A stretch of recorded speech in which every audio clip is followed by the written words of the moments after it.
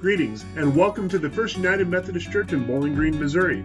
We hope that you enjoy what you're about to see, and you can find us at the corner of Broadway and Church Streets at 11 o'clock on Sunday mornings. Or you can find us at bgmethodist.org and on Facebook at Bowling Green First United Methodist Church. In this message, we hit some of the practical parts of this truth in a new world.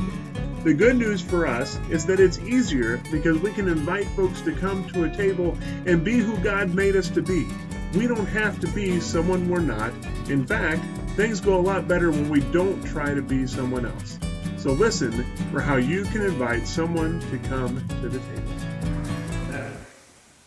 So last week we started off and said this that statement there is kind of what's going to be underlying where we're going to be at for a few weeks.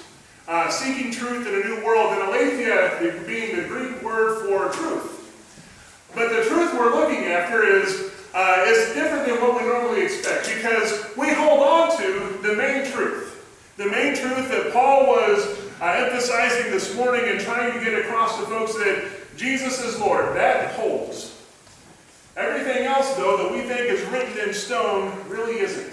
That's the truth that we're trying to find in this new world, because the world is changing, the world is different, and we have to find ways of aligning ourselves in the world so that we can reach out to that world and not be passed by it. And so that is the truth that we're seeking, is doing that kind of work.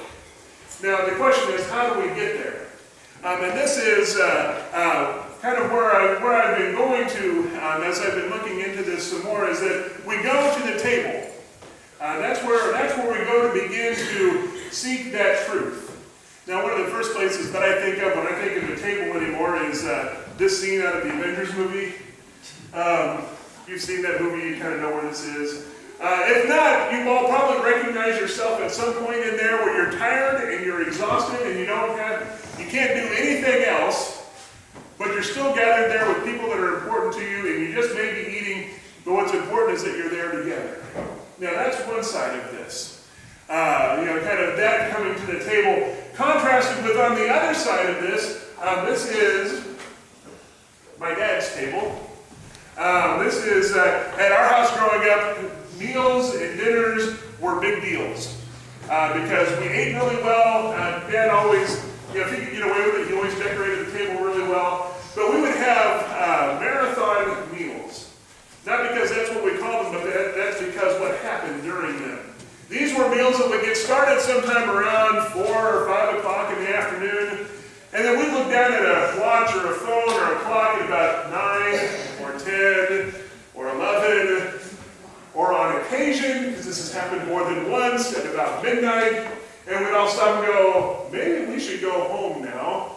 We've been at this for 5 or 6 or 7 hours. That makes for kind of a long meal. That's why it's a marathon meal. But what we do in all of that is we tell stories, we goof off, we tell jokes, we eat lots of good food, we get into some more serious topics and serious discussion, and on the really long meals we do all of that, and through the course of all that time, and then some. But that's what we do when we go to sit around a table. We do those things because we are building our relationships with one another. Now, you don't have to be at that table, and you don't have to be at this table. You can be at a table at McDonald's. You can be standing in the buffet line at Saints Avenue. You can be, down on the hill in St. Louis at a nice restaurant. You can even be in the only place in Missouri where you can get good barbecue, in Kansas City. I have to get that in there every once in a while. You can be in all sorts of places to get to be around the table. And what's important is not just the food that we're eating, but the company that we're keeping as we build those relationships together. That's what Paul was dealing with this morning. He was trying to build relationships with folks who had no idea what it meant to be Jewish or who Jesus was until Paul started talking to them. And Peter kind of got into the middle of that, but Peter was dealing also with some of these folks over here who liked things that were written in stone. And for them, quite literally written in stone was the law that they followed. And Peter was struggling in the middle of that. That's what Paul was calling him out on, saying, Peter, you can't have it both ways. Either you sit over here with the Gentiles and eat your bacon, lettuce, and tomato sandwich, shrimp cocktail appetizer, or you can go back over there with the other folks who really don't care for bacon. You've got to find how to do this, but you're already reaching out. And he says, remember what's important in all of this is who Jesus is. The rest of it can change. Remember Jesus. Remember who he is and what it is that he has done. That's the table that you are called to be at. And that's the table that we have set for us today. This is, inside the church, we have our own table that we can invite folks to come and be a part of. It may look like this one, which is from the oldest church in Santa Fe, New Mexico, or it may look a lot like the table we have set up here today, where we have our elements for communion ready, and then we'll come and we will sit at our table during our time of communion, and we do here just what we do around any table that we're sitting at.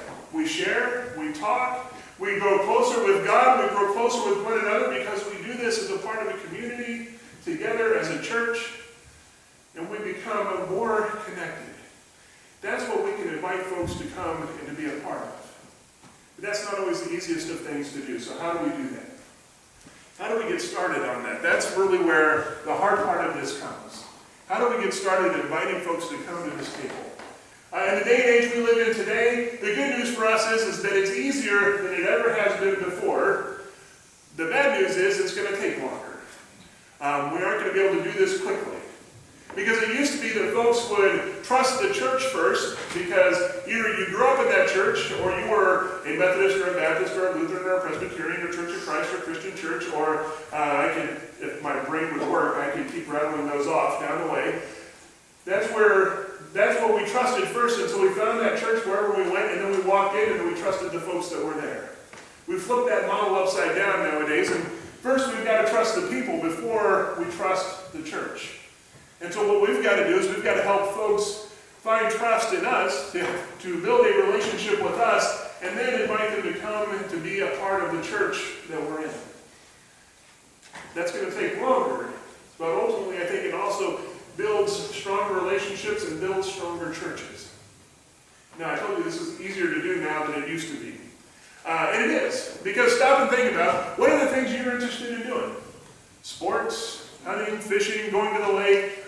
If you're like my family, sitting down at a table and eating for hours on end. Whatever it is you are interested in. Or if I can find a group of folks around here that were interested in it and I can get the stuff together, keep in mind I'm a nerd. I would even start a Dungeons and Dragons group around here just because I think that would be fun. But you find the things that you're interested in. And then you invite folks to come and to be a part of it. And that's it. Because the first thing, remember, we're doing is we're building that relationship. And so what we do through that is we let who Jesus is to us shine out through our actions and through what we do and through our interactions with others. But we be ourselves, most importantly. So that means if you invite someone to come out to go to dinner, and you go out to eat someplace, and you aren't normally a family or a person who prays before a meal when you're out someplace, don't feel like you've got to pray before a meal if you invite someone to come with you. On the other hand, if you are someone who prays before a meal when you're out to eat someplace, and you invite someone to come with you, go ahead and pray, because that's who you are. And let that be what defines you. And then, just take that and build that relationship over time. You may have to invite folks to do several different things, and then, of course, you'll probably be invited to do something else. But let that relationship build, because at some point, what will happen is that the other person will ask a question.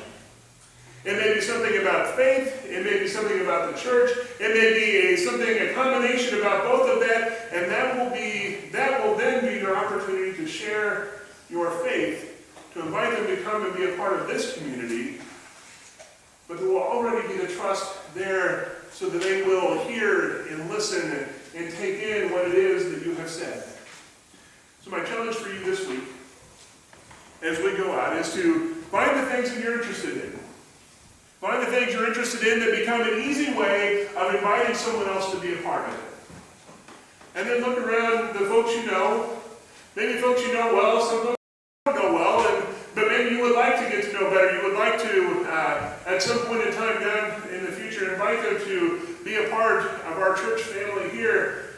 Take that opportunity we invite them to be a part of what it is that you're interested in, that they may also be interested in, and begin to build that relationship even farther.